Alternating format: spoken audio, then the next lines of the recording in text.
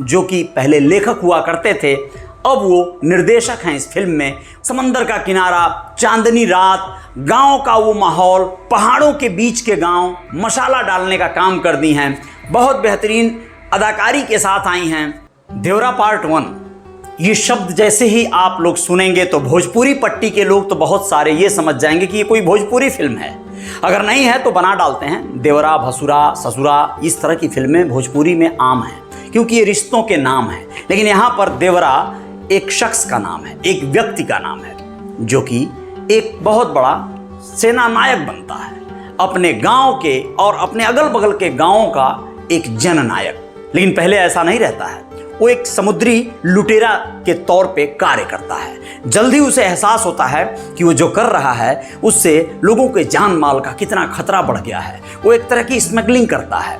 दूसरे बहुत सारे ऐसे जो बड़े व्यापारी हैं या जो बड़े गलत धंधे करने वाले लोग हैं, उनके लिए सिर्फ मोहरा का काम करता है। अपने गांव के कुछ युवाओं को लेकर लूटपाट करता है। जी हाँ, नमस्ते, मैं अजय साहनी स्टार हूँ, रियल रिपोर्टर न्यूज स्टार पे। आज देवरा पार्ट 1 जो फिल्म आई है तमिल भाषा में, उसके शानदार सुपरस्टार जूनियर एनटीआर की इस फिल्म के बारे में बताना सबसे पहले ये ज़रूरी है कि इस फिल्म का बजट मात्र 300 करोड़ रुपए है। लेकिन इसने पहले ही दिन ऐसी उड़ान मारी कि इसका नाम जल्द ही बहुत बड़ी बड़ी जो फिल्में हैं जो कलेक्शन बॉक्स ऑफिस पे करती हैं उनमें शामिल होने वाला है। पहले दिन का कलेक्शन 145 करोड़, जी हाँ, वर्ल्ड वाइड रिलीज हुई है, 5 भाषाओं में रिलीज हुई है। और इसमें बहुत बड़ा कलेक्शन जो हुआ है वो तमिल में ही हुआ है। तेलुगु, कन्नड़, इस तरह की भाषाओं में भी ये अच्छा खासा मलयालम में कलेक्शन जुटा रही है। इस फिल्म में जूनियर एनटीआर की भूमिका डबल रोल में है, और डबल रोल में है एक पिता का और एक उनके बेटे का।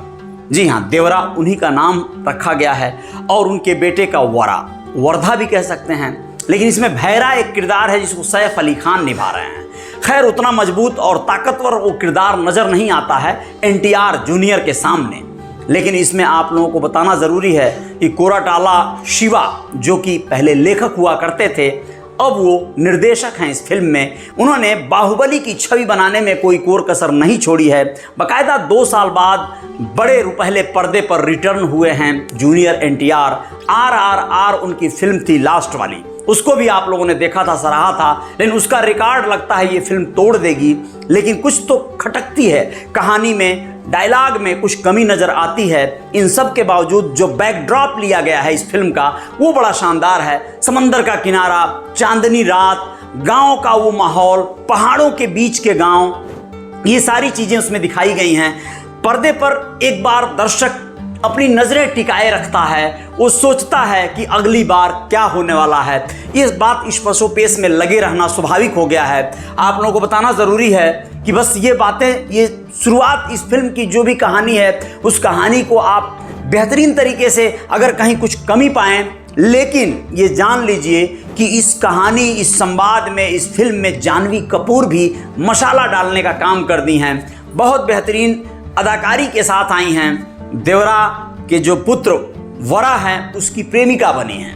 देवरा के डबल रोल में सेकेंड हाफ में उसके बेटे की भूमिका शुरू होती है। लेकिन कहानी में बड़ा ट्विस्ट दिया गया है। अंत में दर्शकों को एहसास होता है कि देवरा जीवित है या मर गया है, और उसका बेटा कमज़ोर है या ताकतवर है। ये सारे चीज़ उसमें दिए गए हैं। दर्शकों को क्लाइमेक्स में आते आते मज़ा तो आ जाएगा, इसमें कोई संदेह नहीं है। एक बात और बताना ज़रूरी है कि इसमें कुछ ऐसे किरदार भी हैं जो भूमिकाएं तो छोटी किए हैं लेकिन बात बहुत बड़ी हो गई है। जो नेवी अफसर का किरदार किए हैं कलाकार, वो बहुत ही शानदार संवाद के साथ जब इस पूरी टोली को, मंडली को एक बार गिरफ्तार करते हैं तो वो जो बातें कहते हैं वो देश हित में होती हैं, जनहित में होती हैं, जिससे प्रभावित होकर देवरा अपना रुख बदल लेता है। तब तक उसे ये एहसास नहीं रहता है कि वो किसी गैंग के लिए किस तरह का हथियारों की सप्लाई, स्मगलिंग आदि कर रहा है, जिससे लोगों के जान माल को कितना नुकसान पहुंच रहा है। आप लोगों को ये भी बताना ज़रूरी है कि इस फिल्म में बहुत बड़ी बारीकियों को ताना बाना बुनने के कोशिश किए गए हैं, और ये फिल्म एनटीआर आर्ट्स और यहाँ तक कि धर्मा प्रोडक्शन और सुधा आर्ट्स के बैनर तले बनाई गई है, ए फिल्म्स के बैनर तले बनाई गई है, मिलकर बनाया है कुछ बैनर्स ने। कुल मिला जुलाकर इसकी बहुत शानदार एक पैच बनाई गई है जिसमें प्रकाश राज ने भी बड़ी गंभीर भूमिका की है। प्रकाश राज की खामोश छवि और एक शानदार तरीके से प्रस्तुति। अभिमन्यु सिंह भी इसमें हैं जो कि डीएसपी का रोल किए हैं। सारे कलाकार अपने जगह अपनी अपनी भूमिकाओं को निभाने का बखूबी कोशिश किए हैं और बेहतर कार्य किए हैं। इसमें सैफ अली खान के किरदार को थोड़ा कमज़ोर सा आप देख पाएंगे। ऐसा लगेगा कि जूनियर एनटीआर के सामने उनकी छवि बहुत कमज़ोर नज़र आती है और जूनियर एनटीआर को बाकायदा बहुत ज़्यादा ताकतवर दिखाने की कोशिश की गई है।